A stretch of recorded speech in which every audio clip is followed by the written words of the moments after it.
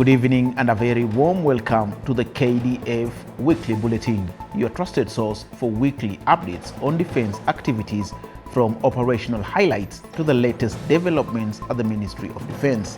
I'm your host, Sergeant Kasim Ali, and here are our top stories tonight.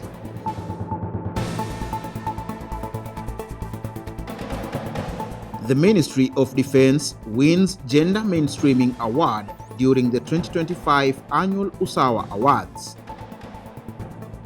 Lieutenant General David Tarus officially assumes office as the fourth Vice Chancellor of the National Defense University, Kenya.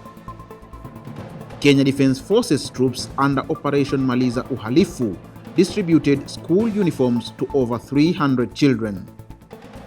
And in sports, the Special Forces Battalion win 3-1 in a football match against Charlie Company of 27 Mechanized Infantry Battalion.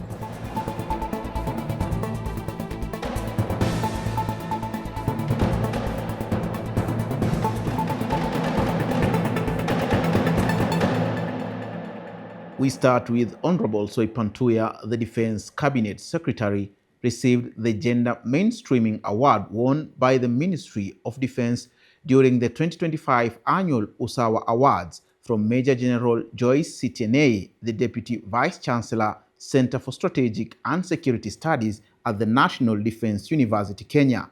The ceremony was organized by National Gender and Equality Commission in Nairobi County. In a speech read by Major General Sitienei at the awarding ceremony, Honorable Tuya noted that the Ministry of Defense was progressively institutionalizing gender equality and women empowerment across its agencies, including Kenya Defense Forces. She noted that the Kenya Defense Forces had this month adopted the Prevention Against Sexual Exploitation, Abuse and Harassment policy to manage gender relations in the military. She mentioned the elevation of female officers to higher ranks in the Kenya Defense Forces as a key achievement of Ministry of Defense's gender policy. Congratulations. Thank you once again. Thank you. Still on the Cabinet Secretary, Honorable Soipantuya earlier this week joined participants of the National Defense College Course 28 of 2025-2026 cohort for a symbolic leadership excursion at Ngong Hills in Kajiado County. The event, led by Major General Stephen Matuku, the National Defense College Deputy Commandant Military, aimed to strengthen participants' mental agility, leadership under pressure, and communication skills, qualities that are essential for navigating complex security environments at a strategic level.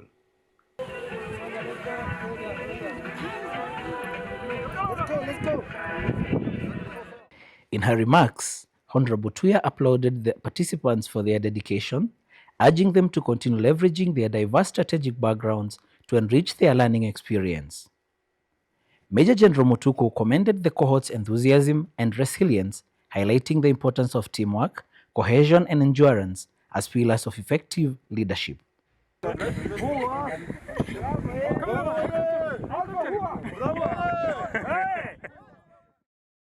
Lieutenant General David Keter, the Commander Kenya Army, presided over the annual Kenya Army Formations Commanders Conference held at Kahawa Garrison in Nairobi. The pivotal one-day forum brought together senior leaders from the Kenya Army to deliberate on operational, personnel, and logistic issues, share insights, and develop strategies aimed at enhancing the readiness and effectiveness of the Kenya Army. In his keynote address, Lieutenant General Keter emphasized the importance of the gathering, describing it as a defining moment for shaping the Army's response to evolving challenges.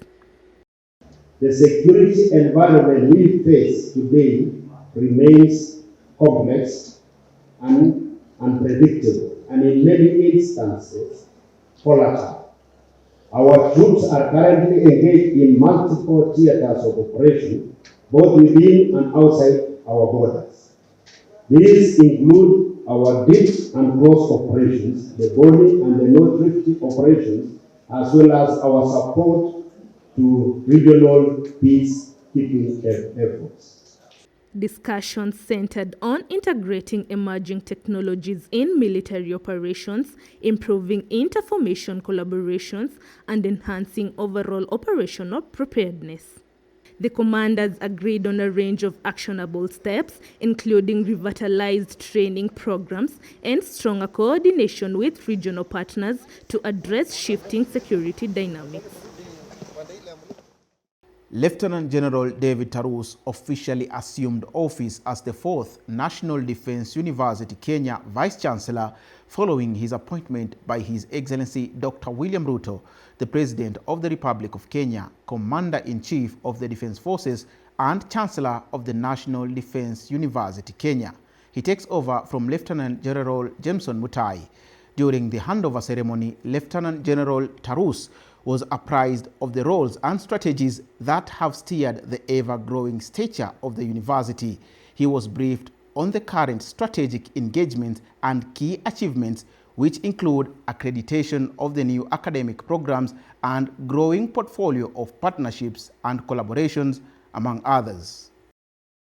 In his remarks, Lieutenant General Tarus hailed his predecessor for the commitment, hard work, and resilience throughout his tenure. He committed to promote and expand the existing capacities and partnerships to enhance self-reliance and harness opportunities to shape policy and strategy-making discourse within the institution. On his part, Lieutenant General Mutai lauded the university fraternity for the unwavering support they gave him during his tenure and encouraged them to extend the same support to the new Vice-Chancellor to enable the successful achievement of the university's set objectives.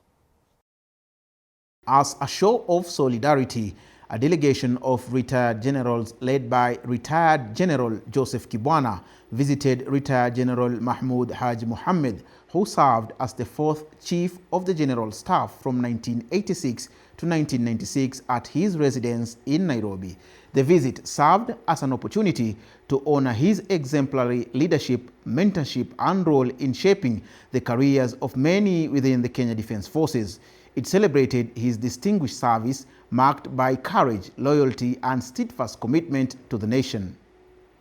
Speaking on behalf of the visiting retired officers, Retired General Kibwana lauded Retired General Mohammed's unwavering dedication and commitment during his tenure, noting that it was through his loyalty, professionalism, and exemplary leadership that he ascended to the pinnacle of military service.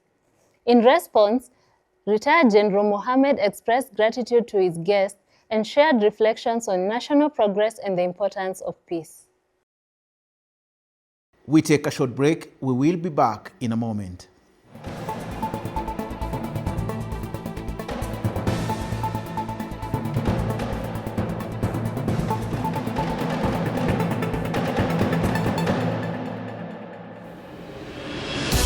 Kenya Shipyards Limited is an accredited premier developer of ships and boats in the region. From shipbuilding to ship maintenance, we specialize in crafting vessels that are tailored to your specific needs. Our expertise extends to civil and modular construction, ensuring that every project is executed with precision and efficiency. We also engage in the construction of glass fiber reinforced plastic utility boats, which are light, durable, and eco-friendly maritime vessels. Our commitment to sustainability and innovation helps you navigate the challenges of the maritime sector. Our operations extend from the Mombasa Shipyard, strategically located near the Mombasa port, allowing local and international vessels to dock, the Kisumu Shipyard on the shores of Lake Victoria, and the Nairobi Workshop. Partner with us to transform your vision into reality. Kenya Shipyards Limited, catalyzing shipbuilding industry. For more information, visit our website www.kenyashipyards.co.ke or email us on info@kenyashipyards.co.ke. Find Kenya Shipyards on YouTube, Facebook, X, and Instagram.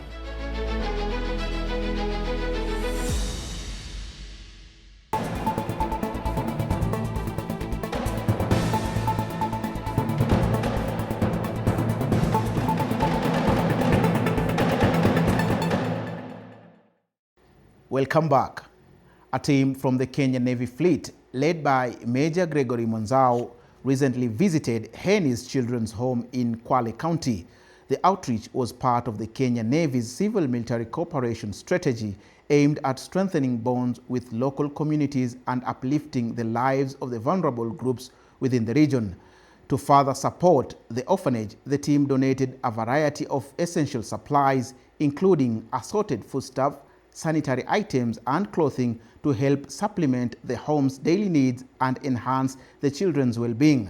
The management of the Henny's Children's Home expressed heartfelt appreciation to the Kenyan Navy leadership for their generous support, acknowledging the significance of such acts of kindness in the lives of the children. Still on community outreach, Kenya Defence Forces troops under Operation Maliza Uhalifu extended their mandate beyond security by supporting young learners at AIC Sunrise Junior School in Chemolingot, Baringo County.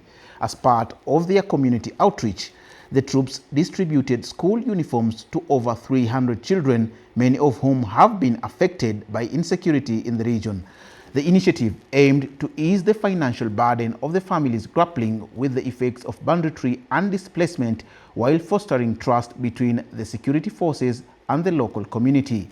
The gesture reaffirmed Kenya Defence Forces' commitment to regional stability through education.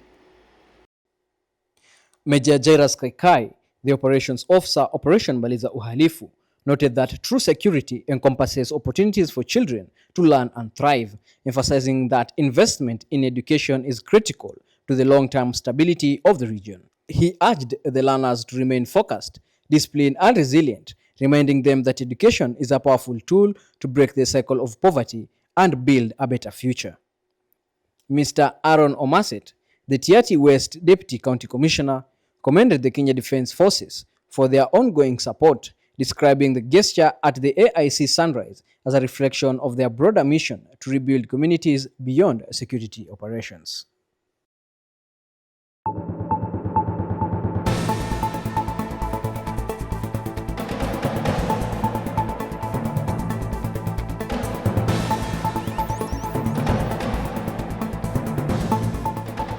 Mark your calendars for 20th July 2025 as our vibrant airborne fraternity comes together for an unforgettable cycling event kicking off from 7 a.m.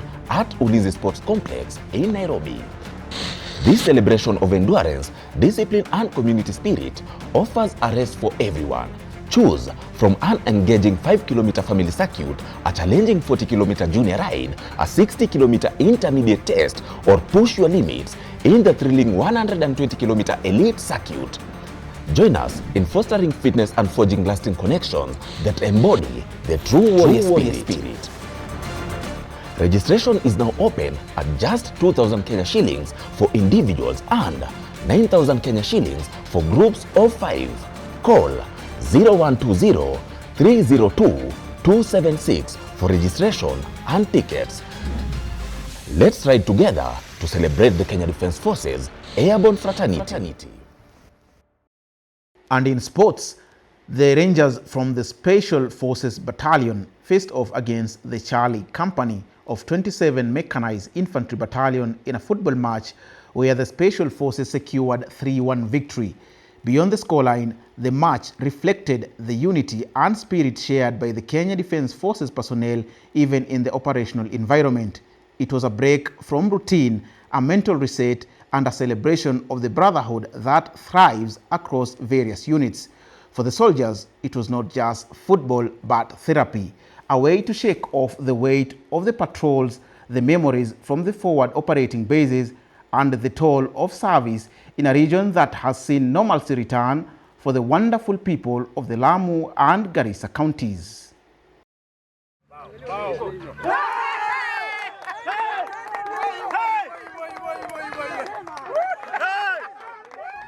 And that's it for this week. We appreciate your time with us and look forward to your lively engagement via our official social media handles. Enjoy company with us next week for the KDF Weekly Bulletin.